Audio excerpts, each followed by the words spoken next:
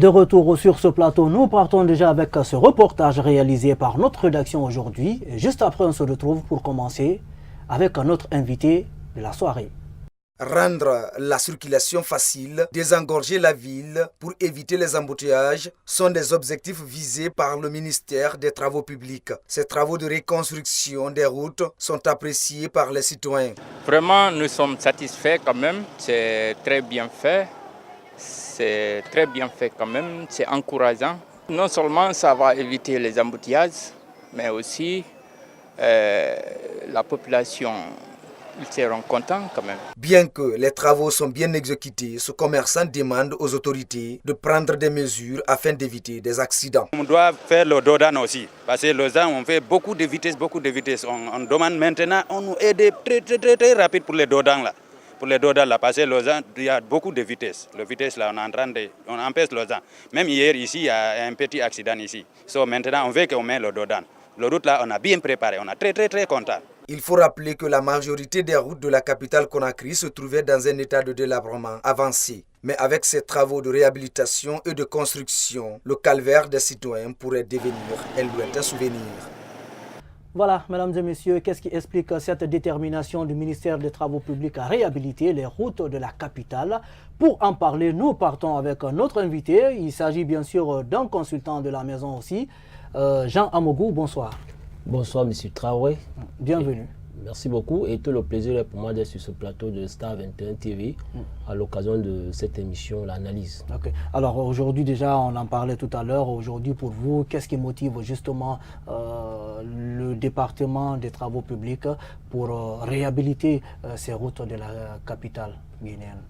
Avant d'expliquer la motivation du département, je crois qu'il faut saluer déjà l'action du ministère, notamment le pouvoir en place à pouvoir améliorer l'état des infrastructures routières. Mais vous le savez déjà l'année passée, il y a eu cette série de lancements de travaux routiers par le chef de l'État dans presque toutes les régions de la République. Et ceci découlait du fait que vraiment l'état des infrastructures était dans un état calamiteux et piteux. Vous vous souvenez même que le pont de Lissan était en débandade et il avait carrément cédé à tel enseigne qu'il a fallu refaire les travaux. Donc ces réhabilitations de routes, ces travaux participent aussi à la suite de ce programme qui avait été mis en place en toute urgence par le ministère des Travaux publics. Et c'est dans le cas de Conakry qu'on est en train de voir aussi ces actions qui ont commencé à l'intérieur. Donc ce qui motive, c'est réellement faciliter la fluidité de la circulation. Vous voyez, plus les routes sont en bon état, plus cela contribue à faciliter la circulation. Mais aussi pour essayer d'amener ces routes un peu à la normale, parce qu'on connaît très bien les routes de Conakry qui ont généralement des nids de poules, des crevasses et sont souvent dans un état piteux. Donc on peut comprendre que sur le plan politique, il y a vraiment une réelle volonté du gouvernement à améliorer l'état des infrastructures de la capitale et aussi pour améliorer le cadre de vie des populations. Alors pour vous, au-delà de cette amélioration du cadre de vie des citoyens, pour vous, est-ce que ces routes aujourd'hui, cette réhabilitation va améliorer autre chose que l'amélioration justement du cadre de vie des citoyens pour vous? D'ailleurs, il faut apprécier le fait qu'il y a certains dodans qui sont en train d'être enlevés sur ces routes-là, parce qu'on connaît bien ce que souvent ces dodans provoquent, notamment pour les motocyclistes qui les utilisent. Bon, ça aussi, ça va. Les routes dans un meilleur état vont permettre à ce que la circulation soit vraiment un peu améliorée. Mais ça ne contribue pas vraiment à résoudre le problème parce que les routes sont exiguës et sont en manque et en absence. Donc, ça fait en sorte que... Oui, mais ces ouvrages de franchissement dans les quartiers, à quoi ces routes, ces petites corniches vont servir aujourd'hui, en tout cas l'État est en train de réhabiliter carrément pour vous? Qu'est-ce que ces routes peuvent apporter? Non, ça va déjà faciliter la circulation des piétons, des populations et des voitures. Vous savez, il y a certains ruelles qui sont pratiquement inaccessibles. Si vous allez dans plusieurs quartiers de Conakry, vous allez voir que les ruelles dans les bas-fonds sont carrément impraticables. Avec cette réhabilitation, avec ces travaux, ces ruelles-là seront déjà exploitables. N'oubliez pas qu'à Conakry, généralement, il y a beaucoup de bouchons et beaucoup d'embouteillages et les gens utilisent ces ruelles-là. Si aujourd'hui l'État est en train de goudronner ces ruelles, l'État est en train de mettre à jour ces ruelles-là, c'est parce que ces ruelles-là sont d'une très grande utilité dans la gestion des bouchons et du trafic qui est souvent intense à Conakry. Alors ce désengorgement, certainement de la circulation, la fluidité dans la circulation, dans le trafic en général, pour vous, aujourd'hui, Au-delà de cette opération, disons, de réfection, de reconstruction de ces routes, on fait face aussi à une autre réalité. C'est cette réalité aujourd'hui qu'on observe tous ensemble dans la capitale. L'occupation, en tout cas, le déguerpissement le long des trottoirs. En tout cas, nous voyons ça ces derniers moments dans la capitale guinéenne. Pour vous, pourquoi cette initiative? Vous voyez, c'est une action conjointe. Le ministère des Travaux publics et le ministère de la Sécurité a essayé vraiment de déblayer le maximum d'espace public possible.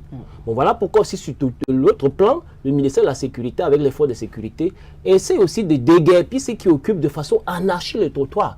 Vous voyez, le problème où il se trouve, parfois les gens se mettent au bord de la route, au niveau des trottoirs, sans vraiment qu'on ne sache comment ils ont eu l'autorisation de s'installer ici. Et ça grandit tellement vite que le moins d'espace qui est disponible à côté du trottoir, en très peu de temps, il est déjà occupé. Et donc là, ça fait que ça est en train de dénaturer même le paysage de la ville. Et donc si aujourd'hui les autorités s'insurgent contre cette pratique-là, s'insurgent contre ces installations anarchiques, ça participe vraiment à l'assainissement. Oui, cette occupation anarchique des bordures de route, des trottoirs et autres, peuvent, disons, engranger quelles conséquences? D'abord, il y a l'exiguïté des routes. Vous savez, les chaussées sont vraiment restreintes.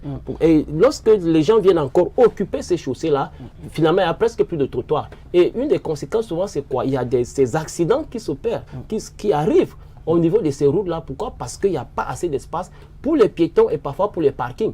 Donc, si on désengorge les trottoirs, ça va au moins permettre aux véhicules de pouvoir s'atteler ou bien aux véhicules de pouvoir avoir l'espace. Et aussi réduire même les risques d'accidents dont on sait à Conakry qui se produisent souvent généralement aux abords de ces routes-là. Alors, une autre question certainement dans cette émission. À qui peut-on attribuer aujourd'hui la responsabilité de l'incivisme dans l'occupation justement du trottoir dans la capitale guinéenne? Non, tout le monde est responsable.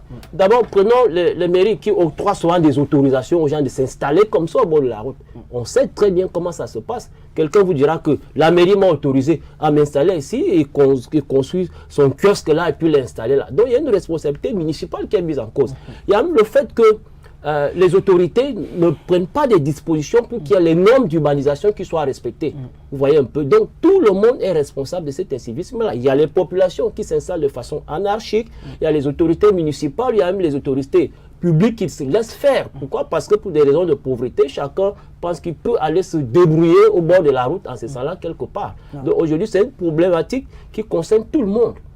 Vous voyez, pour que cet incivisme-là soit carrément réduit. Pourquoi? Parce que si la mairie, les gens de la mairie ordonnent aux gens de s'installer tel quel, les gens de la municipalité encaissent des taxes sur ces installations anarchiques, alors tout le monde est responsable. Et il y a même un autre aspect qu'il faut évoquer ici, c'est quoi? C'est que la façon dont les forces de l'ordre de sécurité viennent déguerpir les gens, c'est aussi anormal. Pourquoi ils viennent dans la nuit et puis ils arrachent le kiosque et puis le lendemain vous trouvez ils ont carrément vandalisé vos petits biens et ça aussi c'est déplorable. Donc tout le monde est responsable dans cette situation. Finalement, la responsabilité est partagée, mais je veux vous poser cette autre question. Nous allons revenir justement sur ces routes aujourd'hui qui sont réhabilitées dans la capitale. Vous êtes observateur. Quand vous passez aujourd'hui, la qualité, disons, de l'infrastructure, de goudron, de la matière utilisée aujourd'hui, pour vous, est-ce que ce sont des routes de qualité qui sont en train de faire? Là, c'est un problème d'ordre technique. C'est vrai qu'il faut carrément analyser les paramètres techniques pour apprécier la qualité.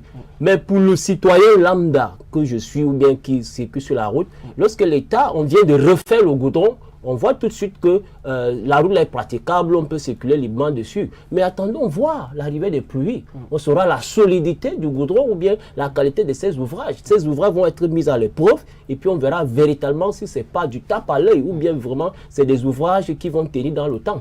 Donc, à mon point de vue, vraiment, dans cet instant précis, on voit bien qu'il y a une amélioration de l'état des routes, mais attendons que les pluies arrivent. Alors, cette autre question, lors en tout cas des défenses de budget au niveau de l'Assemblée, l'on se rappelle encore que le ministre des Travaux publics avait défendu un budget de plus de 1000 milliards pour non seulement ses priorités ici, je veux parler de la réhabilitation des voiries urbaines et aussi la réalisation de d'autres voiries en Guinée. Mais je veux rester juste dans ce cadre pour vous aujourd'hui.